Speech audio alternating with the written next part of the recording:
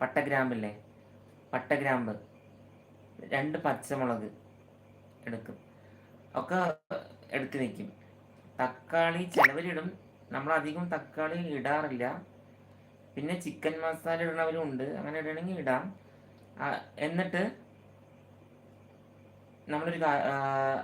എന്നിട്ട് നമ്മൾ ഏതിലാണോ നമ്മൾ വെക്കുന്നത് ആ പാത്രം പാനിൽ വെച്ചിട്ട് എണ്ണ ഒഴിക്കും. വെളിച്ചെണ്ണ ആണെങ്കിൽ വെളിച്ചെണ്ണ, അല്ല സൺഫ്ലവർ ഓയിൽ ആണെങ്കിൽ സൺഫ്ലവർ ഓയിൽ ഒഴിക്കും.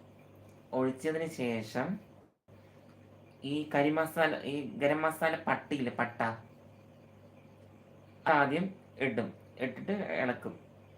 അതിനുശേഷം ഇഞ്ചി, വെളുത്തുള്ളി, പച്ചമുളക് ഇത് നന്നായി ചതയ്ക്കണം. ചതച്ചതിന് ശേഷം അതും ഇടും.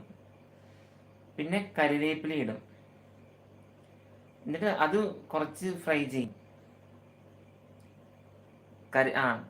കറി മസാല കൂട്ട് അത് ഫ്രൈ ഒരു ബ്രൗൺ കളറാകുമ്പോൾ നമ്മൾ ഈ വെളുത്തുള്ളിയില്ലേ,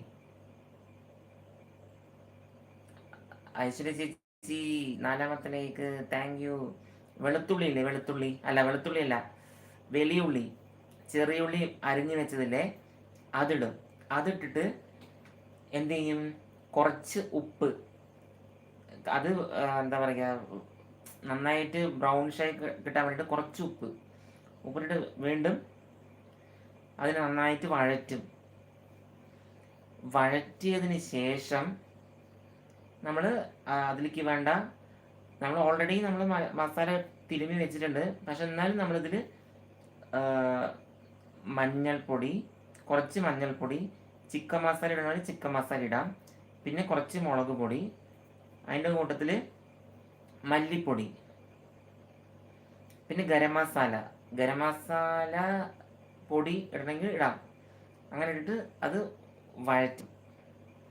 വീണ്ടും വഴറ്റി കൊടുക്കും. പിന്നെ ഇതിനിടയിൽ നമ്മൾക്ക് തക്കാളി ഇടണം എന്നുണ്ടെങ്കിൽ തക്കാളി വേണമെങ്കിൽ ഒരെണ്ണം അരിഞ്ഞിടാം.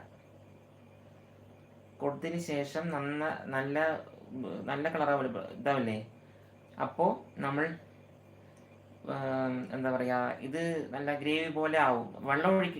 അപ്പോഴും വെള്ളം ഒഴിക്കില്ലേ, എണ്ണ തന്നെയാണ് കേട്ടോ, എണ്ണ തന്നെയാണ് ഇത് വഴറ്റണത്. പിന്നെ അതിന് ശേഷമാണ് ഈ മസാല പുരട്ടി വെച്ച ചിക്കനില്ലേ, അതെടുത്തിട്ട് നമ്മൾ ഈ പാനിലിടും. എന്നിട്ട് അത് ഇളക്കിയിട്ട് കുറച്ച് വെള്ളം ഒഴിക്കും. 1/2 ഗ്ലാസ് അല്ലെങ്കിൽ 1 ഗ്ലാസ് വെള്ളം ഒഴിച്ചിട്ട് അതിനെ തിളപ്പിക്കുക തന്നെ. ഇങ്ങനെയാണ് ഞാൻ ചിക്കൻ കറി ഉണ്ടാക്കുന്നത്. Easy method.